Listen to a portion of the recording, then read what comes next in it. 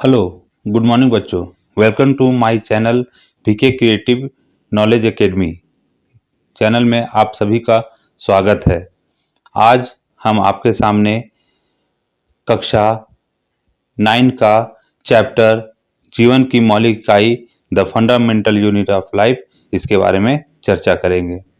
तो हम शुरू करते हैं। इस चैप्टर शुरू करने से पहले आप सभी बच्चों से एक रिक्वेस्ट करते हैं कि जो इस चैनल में नए हैं तो प्लीज़ इस चैनल को सब्सक्राइब करें और लाइक करें। तो चलिए हम लोग अपने चैनल में चलते हैं। सबसे पहला हम लोग देखते हैं चैप्टर 5। यह है जीवन की मौलिक इकाई the fundamental unit of life. इसका तात्पर्य है कि फंडामेंटल जीवन की मौलिक इकाई वह भाग है जिससे जीव जंतुओं की उत्पत्ति हुई। जीवन का एक छोटा सा भाग जिससे जीव जंतुओं का उत्पत्ति हुआ और धरती पर विभिन्न प्रकार के वनस्पति एवं जीव जंतुओं का सृजन हुआ। तो हम लोग कहते हैं जीवन की मौलिक इकाई, जिसको हम लोग अलग अलग नामों से हम लोग चर्चा करेंगे और इसके बारे में हम लोग विस्तार से जानते हैं। तो सबसे पहले हम लोग जानते हैं कि कोशिका जो है, इसकी खोज सबसे पहले डॉक्टर रॉबर्ट हुक ने किया था, जो जीव वैज्ञानिक थे, और इन्होंने कोशिका की खोज सन 1665 ईस्वी में किया। इन्होंने सबसे पहले कॉर्क में यह कोशिका को देखा। कॉर्क क्या होता है? कॉर्क पेड़ का छाल से बना हुआ एक पतला आवरण होता है, जिसे हम लोग स्लाइड में उससे विभिन्न प्रकार के कोशिकाओं का अध्ययन करते हैं। अब आया कि जो रॉबर्ट हुक थे, उन्होंने यह संरचना को किस प्रकार से नाम दिया। रॉबर्ट हुक ने यह संरचना को प्याज की झिल्ली में देखा। इन्होंने देखा कि यह जो संरचना है, छोटी छोटी मधुमक्खियों की छत्ता के समान यह दिखाई दे रहा था। यह जो छत्ता है, छोटी छोटी एक इकाई के रूप में था, जिसे इन्होंने सेल नाम दिया। सेल का लैटिन शब्द में इसको कहा जाता है छोटा कमरा। यह छोटा कमरा उन्होंने उसके आधार पर जो संरचना देख रहे थे, उन्होंने उसके आधार पर उसका नामांकन किया, सेल। ये सेल क्या है? सेल होता है जिसे हम लोग कहते हैं जीवन की मूलभूत संरचनात्मक एवं क्रियात्मक इकाई को कोशिका कहते हैं। कोशिका जो शब्द है, एक छोटा शब्द है, लेकिन इसमें पूर्ण सजीव जगत का संपूर्ण ज्ञान छुपा हुआ है। पहले हम लोग कहते हैं जो कोशिका है, यह कोशिका सबसे पहले प्याज की झिल्ली में इन्होंने देखा। देखिए, उन्होंने अपने ऊर्ध्वाधर लेंस में सबसे पहले इस तरह के आवरण को देखा, जो हम पहले से यहाँ पे ड्रॉ कर चुके हैं। इस आवरण में देखा कि उन्होंने ये आवरण विभिन्न प्रकार के है। इसमें से एक जो भाग है, ये एक भाग को उन्होंने कोशिका का नाम दिया। यह विभिन्न प्रकार के बहुत सारी कोशिकाओं का समूह से मिल करके एक बड़ा कोई कोशिका से जंतु या पादप का निर्माण होता है। जो कोशिका है, यह कोशिका विभिन्न प्रकार के जीव जंतु और पादपों का सृजन करता है। अब आया कि ये संरचनाएं किस प्रकार से होती है, ये संरचनाएं क्या करती है। तो यह संरचना जो है विभिन्न प्रकार के जीवों की उत्पत्ति का एक कारक है, जिसमें हम लोग देखते हैं कि उन्होंने सबसे पहले कॉर्क में अध्ययन किया। उसके बाद देखा कि प्याज की जो झिल्ली है, प्याज को अगर हम लोग काट लेते हैं और उससे जो पतला एक आवरण निकलता है प्लास्टिक के समान, इसमें उन्होंने देखा ऊर्ध्वाधर लेंस में। तो उन्होंने ये संरचना देखा। क्या ये संरचना उन प्याज की आकृति पर निर्भर करता है? जी नहीं। प्याज की झिल्ली की आकृति पे या फिर प्याज के आकृति पर ये कोशिकाओं का कोई संबंध नहीं है। चाहे वो प्याज छोटा हो या बड़ा हो, उनमें इस प्रकार के विभिन्न प्रकार के संरचनाओं वाला इकाई आपको आराम से दिखाई देगा। ये जो सघन घना क्षेत्र है, इसी को एक क्षेत्र को हम लोग कोशिका कहते हैं। और ये कोशिकाओं का जो समूह बनता है जिसे हम लोग उत्तक कहते हैं। और यह कोशिकाएं आपस में समूहीकृत होकर के एक नया जीव का भी निर्माण करता है। इन कोशिकाओं के संरचनाओं के आधार पर हम लोगों ने अलग अलग नामों से उनको जानते हैं। जैसे हम लोग कहते हैं कि कोशिका जो है यह एक केवल कोशिका को कहते हैं। लेकिन जब एक कोशिका जब बहुत बड़ा संगठन में आकर के जुड़ जाएगी, है ना, ये बहुत बड़ा संगठन में आकर जुड़ जाएगा, तो इस संगठन को हम लोग कहते हैं उत्तक। और यह जो उत्तक है हमारे क्या हो?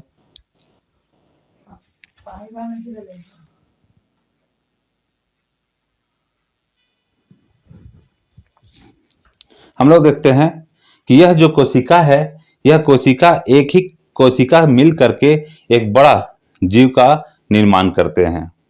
यह जो निर्माण जो करते हैं, जो कोशिका है, ये एक सजीव कोशिका होती है। और यह सजीव कोशिका आपस में मिलने के बाद विभिन्न प्रकार के जीवों की उत्पत्ति करते हैं। अब हम लोग देखेंगे कि यह जीव किस प्रकार से निर्मित करते हैं और इसका निर्माण या इनकी खोज किन्होंने किया, किस प्रकार से किया। तो आइए बच्चों, हम देखते हैं आगे कि कोशिका के सिद्धांत के आधार पर विभिन्न वैज्ञानिकों ने अपना तथ्य किस प्रकार दिया। हम लोग देख चुके हैं कि कोशिकाएं किस प्रकार से बनती है और यह इनका विभाजन कैसे होता है। हम ये भी देख रहे हैं कि विभिन्न प्रकार के वैज्ञानिक ने अपने अपने सिद्धांत के आधार पर किस प्रकार से यह विभिन्न प्रकार के खोज के बारे में इनकी चर्चा किए हैं। तो हम लोग ये भी इम्पोर्टेंट बात को हम लोग देख लेते हैं, है ना। सबसे पहले देखते हैं, ये हम पहले नोट कर दिए जिससे आपका समय बच सके। तो देखिए, पहला है कि कोशिका की खोज 1665 ईस्वी में हुआ। दूसरा है कि कोशिका की खोज रॉबर्ट हुक ने किया था। कोशिका की खोज रॉबर्ट हुक ने किया था। और तीसरा में है कि ल्यूवेनहॉक 1674 में तालाब के जल से स्वतंत्र जीवित कोशिका का पता लगाया था। उन्होंने सबसे पहले 1674 ईस्वी में उन्होंने तालाब के जल से जीवित कोशिका का उन्होंने पता लगाया।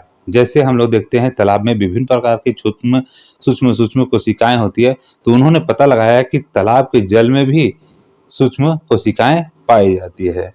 फिर चौथा में देखिएगा कि कोशिका के केंद्रक का पता रॉबर्ट ब्राउन ने 1831 ईस्वी में लगाया था कि कोशिका के अंदर सघन जो क्षेत्र है उसे केंद्रक कहते हैं। इसका पता, है ना, उसका पता रॉबर्ट ब्राउन ने 1831 ईस्वी में किया था।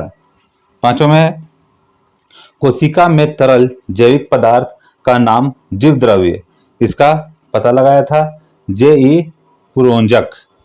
कोशिका के अंदर जो तरल पदार्थ है उसका नाम जीव द्रव्य रखा है, तो उन्होंने जिसे बोलते हैं J.E. पुरोंजक, इन्होंने नाम दिया जो कोशिका के अंदर जो तरल पदार्थ था उसको जीव द्रव्य का नाम J.E. पुरोंजक ने दिया। उसके बाद कोशिका का सिद्धांत देने वाले हैं, पहला है एम स्लीडन 1831 में दिए, तथा टी स्वान जिसको बोलते हैं 1839 ईस्वी में दिया। ये दो वैज्ञानिक थे जिन्होंने कोशिका के सिद्धांत को प्रतिपादित किया। इन्होंने क्या किया कि जीवन की मूलभूत संरचनात्मक इकाई को ही कोशिका कहते हैं। साथ में कि पादप कोशिका तथा जंतु कोशिका, ये जंतु हो चाहे पादप हो, दोनों कोशिकाओं से बने होते हैं। तो इन्होंने सबसे पहले कोशिका के सिद्धांत को प्रतिपादन किया। रॉबर्ट, हम लोग कंफ्यूजन होता है कि 1665 ईस्वी में रॉबर्ट हुक ने कोशिका की खोज की, और कोशिका का खोज हम लोग देखते हैं रॉबर्ट हुक ने 1665 ईस्वी में किया। लेकिन इसका जो सिद्धांत है, सिद्धांत देने वाले हैं दो वैज्ञानिक। ये हमेशा एग्जाम में आता है, इसलिए ध्यान से देख लीजिएगा कि एग्जाम में हम ये कंफ्यूजन ना करें कि किसने कोशिका की खोज किया। तो कोशिका की खोज रॉबर्ट हुक ने किया जो है 1665 ईस्वी में, और इन्होंने कोशिका का सिद्धांत का प्रतिपादन किया। इन्होंने कोशिका के सिद्धांत के बारे में बताया। क्या? पहला है एम स्लीडन 1831 में, ये याद रखिएगा हमेशा। कोशिका का सिद्धांत देने वाले वैज्ञानिकों का क्या नाम है? पहला है एम स्लीडन 1831 ईस्वी में दिया, और टी स्वान है जो 1839 ईस्वी में इन्होंने कोशिका के सिद्धांत को दिया।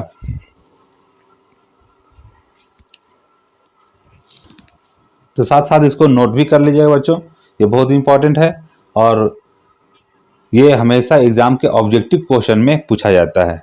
जो हम लोग देखते हैं कि अब एग्जाम का पैटर्न चेंज कर चुका है, ऑब्जेक्टिव टाइप क्वेश्चन में ये प्रत्येक साल ये आता है कि कोशिका के सिद्धांत का प्रतिपादन कौन किया। तो उन्होंने पहला है दिया रहेगा, पहला 1831 ईस्वी में एम स्लीडन, और टी स्वान है जो 1839 ईस्वी में इन्होंने कोशिका के सिद्धांत को प्रतिपादन किया।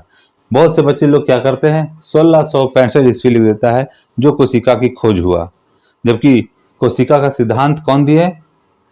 एम स्लीडन ने 1831 ईस्वी में और टी स्वान 1839 ईस्वी में। 7 में है कोशिका के सिद्धांत को आगे बढ़ाने वाले जो थे विरोचक, ये पुख्ता कर दिए। इन्होंने पूर्ण रूप से बताया कि कोशिका जो जीव जंतु है, जंतु कोशिका और पादप कोशिका, ये पूर्ण रूप से कोशिकाओं से ही बने हुए हैं। इन्होंने सिद्धांत को प्रतिपादित करके यह बता दिया कि जो जंतु जगत है और पादप जगत ये सभी कोशिकाओं से ही बने हुए हैं, है ना। तो ये कौन है? विरोचक, जो 1855 में ये फाइनली इन्होंने सिद्धांत दे दिया कि पादप कोशिका और जंतु कोशिका सभी कोशिकाओं से ही निर्मित है। जंतु और पादप सभी कोशिकाओं से ही निर्मित है।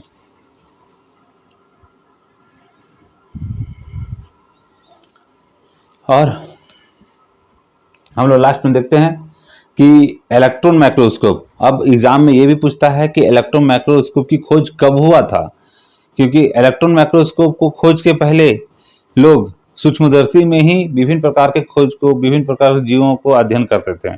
उसके बाद आया 1940 में इलेक्ट्रॉन माइक्रोस्कोप का खोज हुआ, जिसमें सूक्ष्म जीवों को कई गुना आकृति में बड़ा करके उससे आसानी से देखा जा सकता था।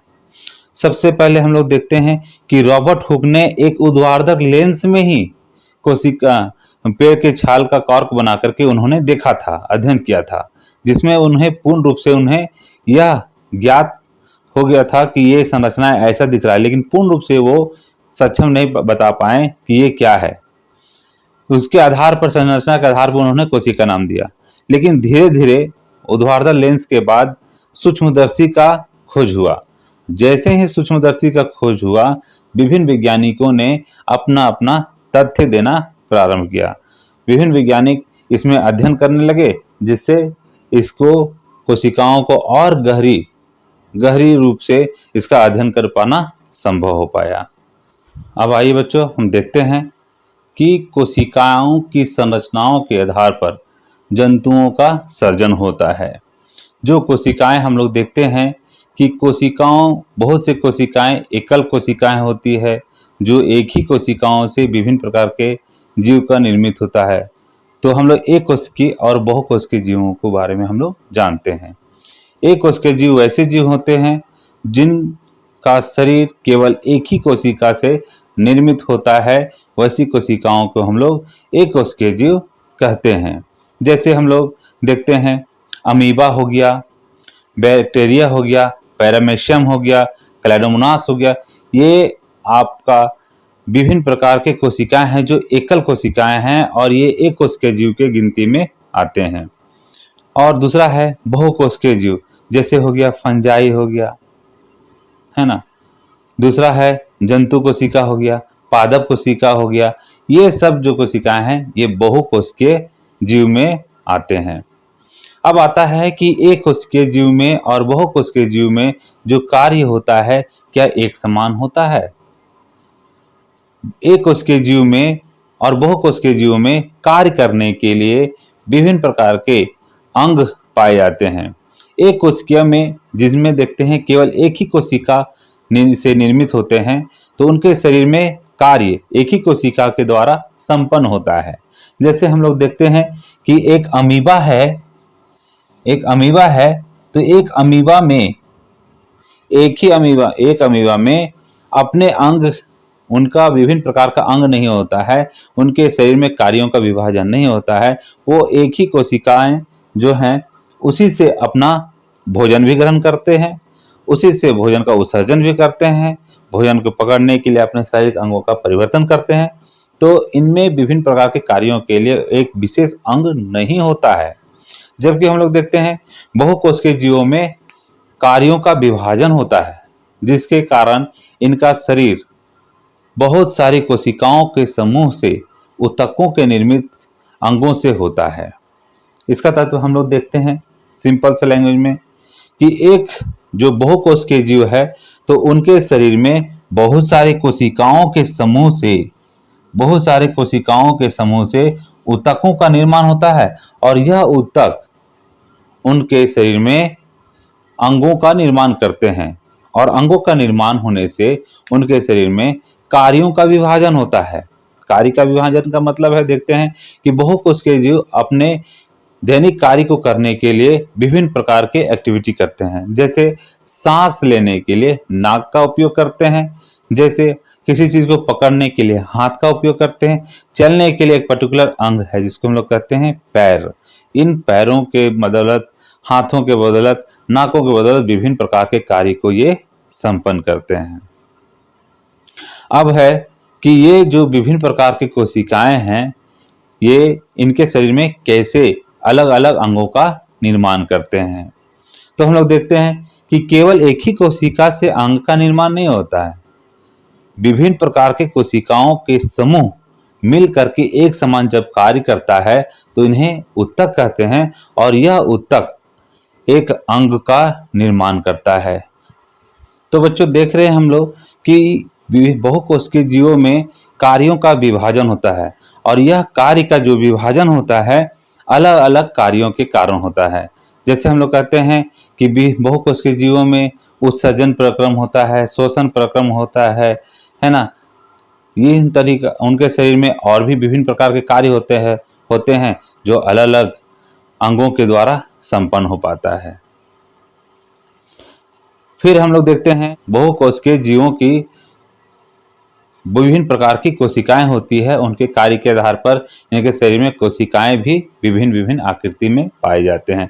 जैसे हम लोग देखते हैं रुधिर की कोशिकाएं, तंत्रिका कोशिकाएं, है ना, और पेशीय कोशिकाएं, ये विभिन्न आकृति, विभिन्न संरचनाओं में पाई जाती है। उनके कार्य के आधार पर इनकी संरचनाएं निर्मित होती है। अब हम लोग देखते हैं कि कोशिका किससे बनी होती है। कोशिका किससे बनी, तो आइए बच्चों हम देखते हैं कि कोशिकाएं किससे बनी होती है। कोशिकाएं, यह सिंपल से देखिए, ये फिगर बना हुआ है। हम लोग देखते हैं यह जो आकृति है, मान लीजिए कोशिका है, और इसकी जो बाहरी आवरण है इसे हम लोग कोशिका झिल्ली कहते हैं।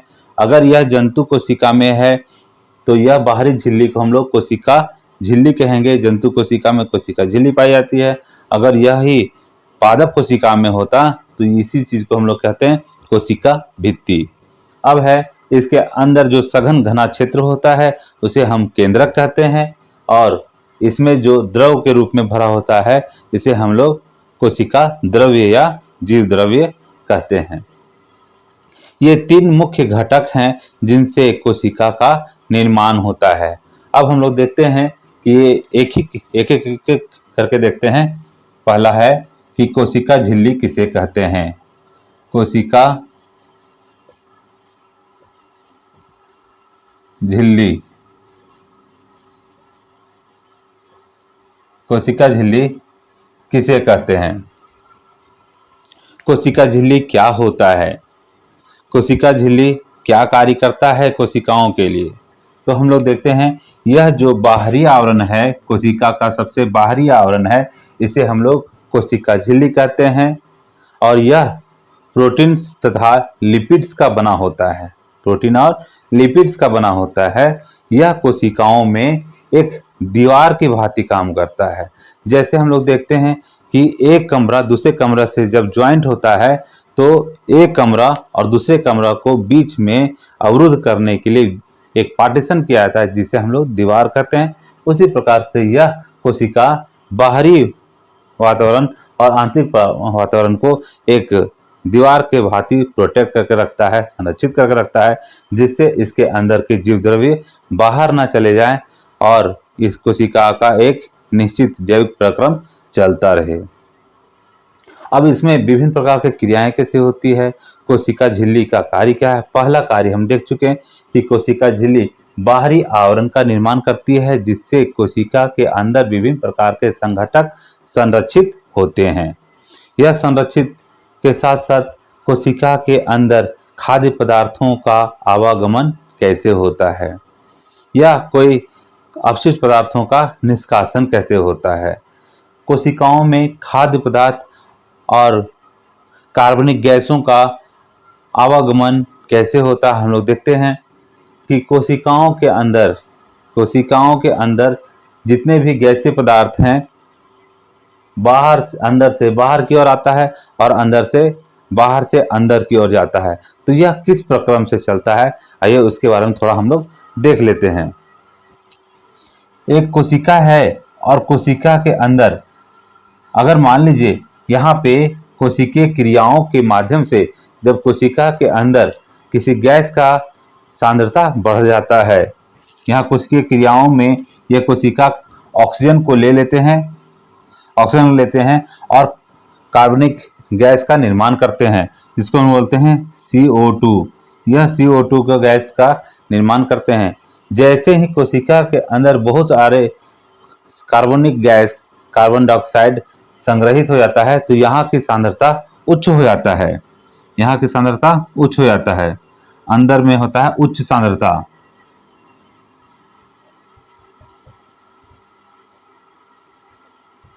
सांद्रता और बाहर में क्या है, अंदर में उच्च सांद्रता है और बाहर में कार्बन डाइऑक्साइड की मात्रा क्या है, CO2 की मात्रा कम है। कम होने के कारण यहाँ पे अधिक है। अधिक होने के कारण क्या हुआ, कोशिका के अंदर उच्च सांद्रता निर्मित हो गया और बाहर में कार्बन डाइऑक्साइड की मात्रा कम होने के बराबर या न होने के बराबर स्थित है, जिसके कारण से बाहर में कम सांद्रता जिसको बोलते हैं निम्न सांद्रता तैयार हो जाता है। यहाँ होता है निम्न सांद्रता।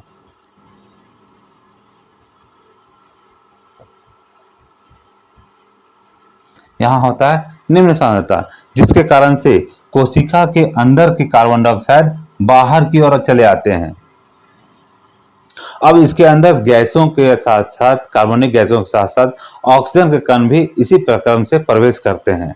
बाहर में कोशिका के बाहर ऑक्सीजन रहेगा और ऑक्सीजन की मात्रा बाहर में बहुत अधिक है, तो यहाँ पे ऑक्सीजन की मात्रा अधिक होने के कारण ऑक्सीजन का यहाँ पे उच्च सांद्रता हो जाता है। उच्च सांद्रता, यहाँ पे ऑक्सीजन अधिक होने के कारण ऑक्सीजन है अधिक,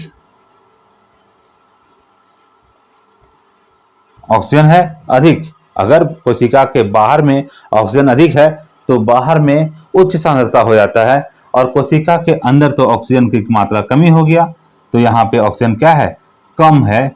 कम के कारण क्या है, यहाँ पे निम्न सांद्रता बन गया, निम्न सांद्रता।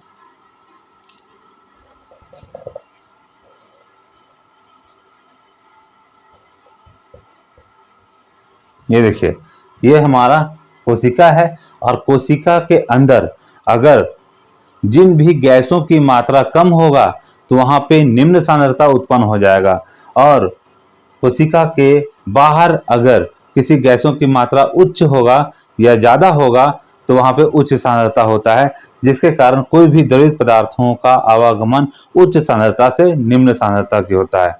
हम लोग सांद्रता का मतलब समझते हैं। सांद्रता का मतलब होता है दबाव, सघनता। अगर किसी वस्तु का मात्रा कहीं पे ज्यादा है तो उसका दबाव ज्यादा रहेगा और दबाव ज्यादा रहेगा तो वो उच्च सांद्रता निर्मित करेगा, उच्च दबाव निर्मित करेगा, जिससे कोई द्रवित पदार्थ उच्च सांद्रता से निम्न सांद्रता की ओर जाता है।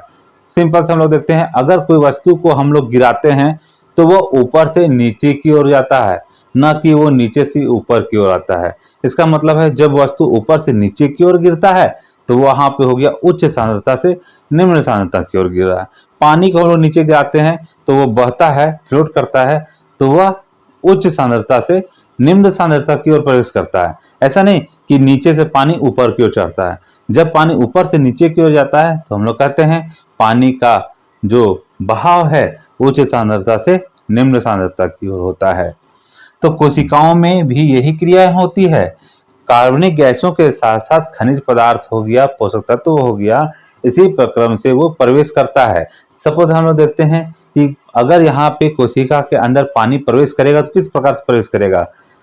कोशिका के बाहर पानी की मात्रा अधिक है, H2O बोलते हैं। जल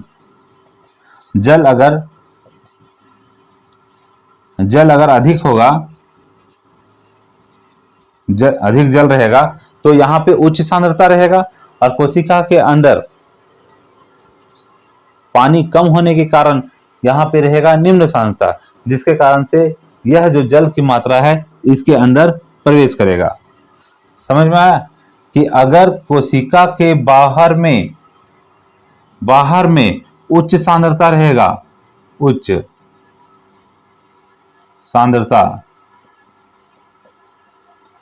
सांद्रता रहेगा तो ये बहता हुआ कोशिका के अंदर आ जाएगा, जिसको हम लोग बोलते हैं निम्न सांद्रता की ओर।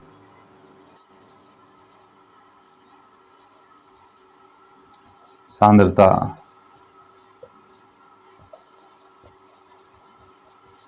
निम्न सांद्रता की ओर प्रवेश करेगा।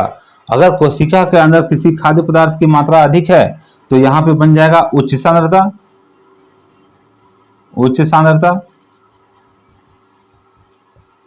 और कोशिका के बाहर वो मात्रा कम है तो बाहर बनेगा निम्न सांद्रता।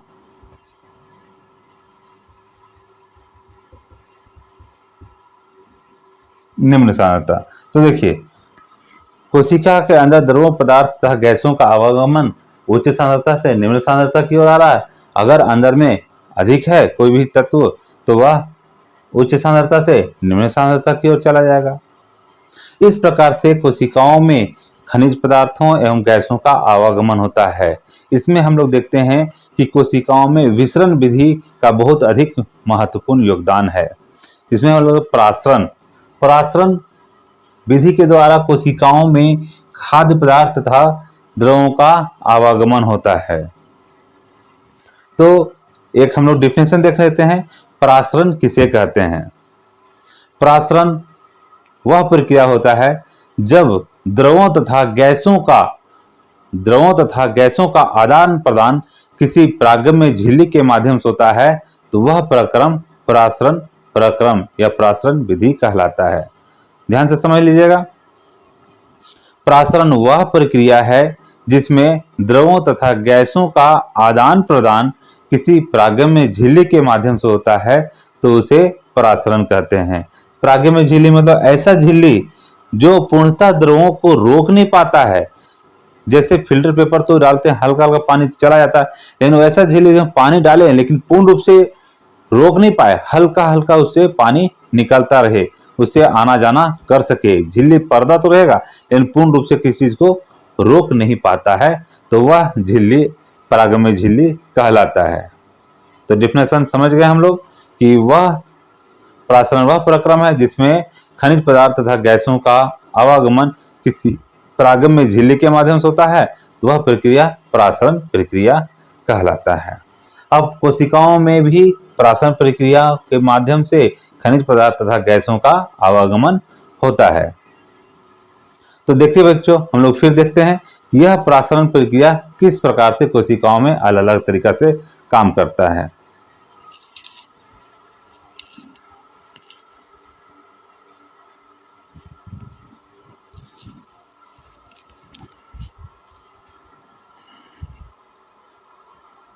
तो आइए बच्चों, हम लोग देखते हैं कि कोशिकाओं में द्रवों का आदान प्रदान किस प्रकार से होता है। यहाँ पे हम लोग देखते हैं यह 3 प्रकार के विलयन हम लोग चेक करते हैं। अल्प प्रसारित दाबी विलयन, संप्रसारित दाबी विलयन और अति प्रसारण दाबी विलयन में हम लोग कोशिकाओं के अंदर द्रवों का आदान प्रदान कैसे होता है हम लोग यह देखते हैं, कुछ कुछ एक्सपेरिमेंट भी करते जाएंगे। सबसे पहला होता है अल्प प्रसारित दाबी विलयन। इस विलयन में क्या होता है कि कोशिका के अंदर जो द्रवित पदार्थ है उसकी मात्रा बहुत ही कम मात्रा में होता है, उसके अंदर बहुत ही कम मात्रा में होती है और उसके बाहर का जो विलयन है उसकी मात्रा सघनता ज़्यादा होता है। हम लोग साधारणतः एक एग्जाम्पल से देखते हैं कि हम लोग घर में उपयोग किया जाने वाला एक किशमिश का टुकड़ा होता है और यह किशमिश का टुकड़ा सिकुड़ा हुआ होता है। अगर इसे हम लोग एक गिलास दूध में इसको डाल देते हैं तो यह जो किशमिश का टुकड़ा होता है, ये क्या है? किशमिश है।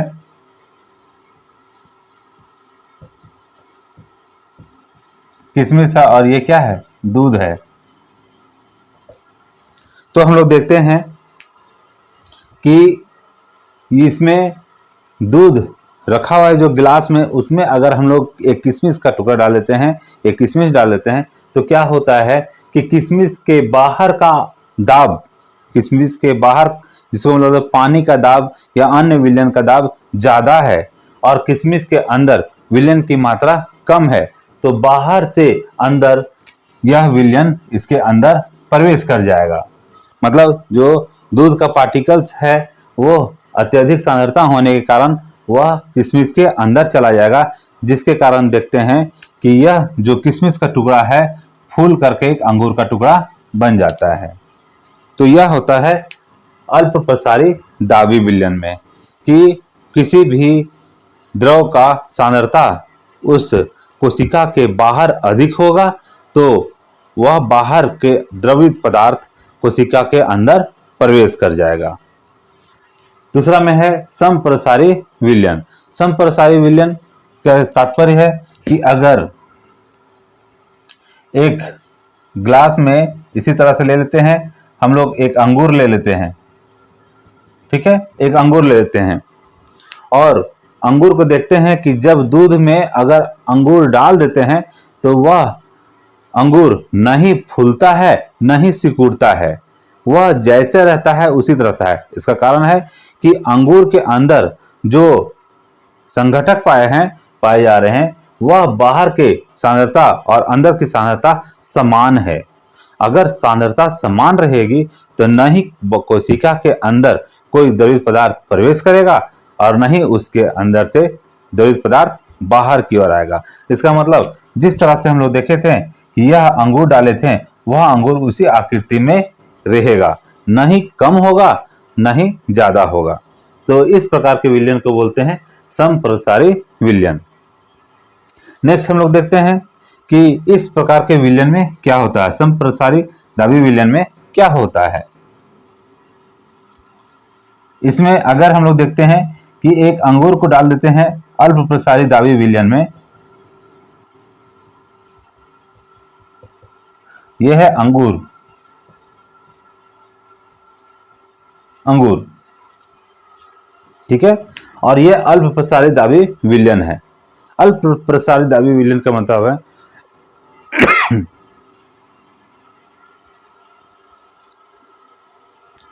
अल्प प्रसारी दाबी विलयन का मतलब है वह विलयन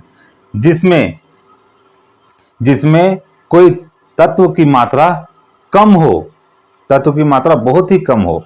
जैसे हम लोग देखते हैं कि मिठाई बनाने वाला चसनी जो होता है उसमें अत्यधिक मात्रा में चीनी का इंग्रेडिएंट्स मिला दिया जाए तो उसमें वह एक प्योर चसनी बन जाएगा। तो उसमें पानी की मात्रा कम होता है, उस चसनी में देखिएगा कि बहुत अधिक मात्रा में चीनी डाल दिया जाता है और उसमें पानी की मात्रा कम होता है। तो उस प्रकार के विलयन को हम लोग कहेंगे अति प्रसारण दाबी विलयन। अति प्रसारी दाबी विलयन जो हम लोग चाशनी देखते हैं, मिठाई वाला के पास देखते हैं जो चाशनी होता है उसमें मिठाई में जो रस, उसमें रस पिलाया जाता है, तो उसको देखते हैं कि उसमें पानी की मात्रा बहुत ही कम होता है और चीनी का जो इंग्रेडिएंट्स होता है, जो कण होता है, बहुत अधिक मात्रा में है, जिसके कारण से हल्का कम की मात्रा में केवल तरल के रूप में पानी है, बाकी सभी चीनी की कण है। तो उस प्रकार के विलयन में अगर हम लोग अंगूर को डाल देते हैं तो देखते हैं अंगूर के अंदर, जो अंगूर के अंदर है, यह यहाँ पे क्या है, पानी, पानी की मात्रा क्या है, मात्रा अधिक है, पानी की मात्रा अधिक है, जिसके कारण से क्या होता है, पानी की मात्रा अधिक होने के कारण इसके अंदर पानी की मात्रा अधिक है, लेकिन इसके बाहर में पानी की मात्रा कम है। यहां पे अधिक है, पानी की मात्रा अधिक है, लेकिन बाहर में चीनी की कण, चीनी का कण बहुत अधिक है और पानी बहुत ही कम है। और यहाँ पे बहुत अधिक पानी कम होने के कारण यहाँ पे बन जाता है उच्च सांद्रता, उच्च सांद्रता, और यहाँ बन जाता है निम्न सांद्रता, जिसके कारण से पानी का जो कण है वो बाहर की ओर आएगा और यह अंगूर जो है वो सिकुड़ जाएगा, श्रिंक कर जाएगा और बन जाएगा किशमिश, एक वह बन जाएगा किशमिश। तो सारांश में हम लोग फट से देख लेते हैं कि अल्प प्रसारित दाबी विलयन में क्या होता है। अल्प प्रसारित दाबी विलयन वह विलयन होता है जिसमें बाहर में, है ना, बाहर में कोई कणों की मात्रा कम होता है और दूसरे पदार्थ, तरल पदार्थ की मात्रा अधिक होता है। अगर उसमें हम लोग कोई किशमिश के टुकड़ा को डालते हैं तो किशमिश के टुकड़ा में बहुत ही कम तरल पदार्थ की मात्रा होती है और किशमिश के बाहर में तरल पदार्थ की मात्रा अधिक होता है। मतलब कि पानी की मात्रा किशमिश से बाहर होता है अधिक, और किशमिश के अंदर किशमिश सूखने के, अंगूर को जब सुखा दिया जाता है तो किशमिश बन जाता है, तो उसका मतलब पानी की उसकी मात्रा कम होती है। और कम मात्रा होने के कारण क्या होगा कि यह पानी की मात्रा किशमिश के अंदर चला जाएगा और किशमिश को फुला देगा। तो हम लोग कहते हैं यह वैसा विलयन होता है जो कोई खास पार्टिकल की मात्रा अधिक हो और उसमें डाला हुआ पदार्थ की मात्रा में कमी हो, तो उसमें पदार्थ, जल की मात्रा उसमें आसानी से प्रवेश कर जाता है। इस प्रकार के विलयन को बोलते हैं अल्प प्रसारित दाबी विलयन। नेक्स्ट होगा समप्रसारित दाबी विलयन में अंगूर के अंदर जितना जल की मात्रा है वही मात्रा बाहर में रहेगा, तो न ही जल उसके अंदर जाएगा न ही जल उससे बाहर निकलेगा। तो इस प्रकार के हम लोग विलयन को कहते हैं समप्रसारित विलयन। नेक्स्ट आएगा अति प्रसारित दाबी विलयन। अति प्रसारित दाबी विलयन में होता क्या है कि किसी पार्टिकल्स की मात्रा अधिक हो जाए और तरल पदार्थ की मात्रा बहुत ही कम हो जाए, न के बराबर हो जाए, जिसको हम लोग बोलते हैं चीनी की चाशनी के जैसा विलयन को हम लोग अति संतृप्त विलयन कहते हैं। अगर इसमें हम लोग डाल देते हैं अंगूर को, तो अंगूर क्या हो जाता है, श्रिंक कर जाता है, सिकुड़ जाता है, क्योंकि अंगूर के बाहर आवरण में पानी की मात्रा कम है और अंगूर के अंदर पानी की मात्रा उसके अपेक्षा ज्यादा है, जिसके कारण से उच्च सांद्रता से पानी निकल करके बाहर आ जाएगा और अंदर से वो क्या हो जाएगा, सिकुड़ जाएगा, तो वो किशमिश बन जाता है। तो इस प्रकार से कोशिकाओं में जल का आदान प्रदान होता है। अब हम लोग देखते हैं, ये तो हो गया कोशिकाओं में। पादप की कोशिकाओं में भी इसी प्रक्रिया के द्वारा खनिज पदार्थों एवं द्रवों का आदान प्रदान होता है, लेकिन यह क्रिया पौधों में जन्मतः जड़ों के द्वारा होता है। जड़ में जल का अवशोषण होता है, जड़ का कार्य है जल के कणों को अवशोषित कर लेना। तो यह परासरण विधि जड़ में जल को अवशोषण करने के लिए होता है, क्योंकि पौधे भी हैं जो जीवित रहने के लिए ऊर्जा को ग्रहण करते हैं। ऊर्जा के लिए उन्हें भोजन बनाने की आवश्यकता होती है, जिसके कारण वह भोजन बनाने के लिए जल का अवशोषण मृदा से करते हैं और यह मृदा से पोषक तत्व लेने के बाद अपना भोजन निर्माण करते हैं। जंतु कोशिकाओं में यह आवरण, बाहरी आवरण, कोशिका का बाहरी आवरण प्रोटीन और लिपिड्स का बना होता है, जिसके कारण यह लचीलापन होता है और लचीलापन रहने के कारण यह बाहर से और अंदर से दो प्राशन प्रक्रिया कर पाने में यह सक्षम होता है। तो जंतु कोशिका का बाहरी आवरण प्रोटीन और लिपिड्स का बना होता है, जिसके कारण यह लचीलापन होता है, साथ में यह प्रासरण विधि को सफलतापूर्वक कर पाता है। तो हम लोग बच्चों देखते हैं, यहाँ तक हम लोग टॉपिक कंप्लीट कर लिए। अब हम लोग इस अध्याय का जीवन की मौलिक इकाई का नेक्स्ट पार्ट में हम लोग सेकंड पार्ट में हम लोग देखते हैं कि आगे हम लोग विभिन्न प्रकार के कारकों को पढ़ेंगे, पादप ऊतक के बारे में पढ़ेंगे, है ना, उसका केंद्रक के बारे में पढ़ेंगे। तो सेकंड पार्ट में स्टार्ट करते हैं। Thank you.